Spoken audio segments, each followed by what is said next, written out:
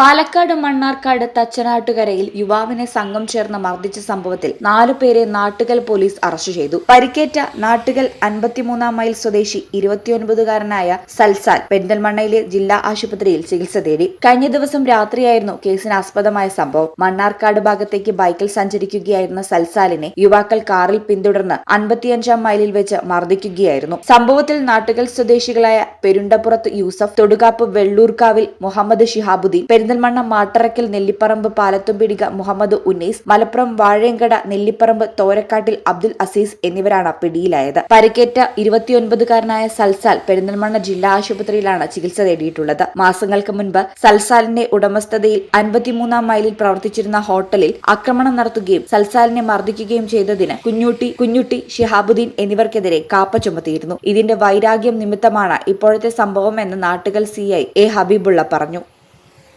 ഈ ചാനൽ മണ്ണാർക്കാട്.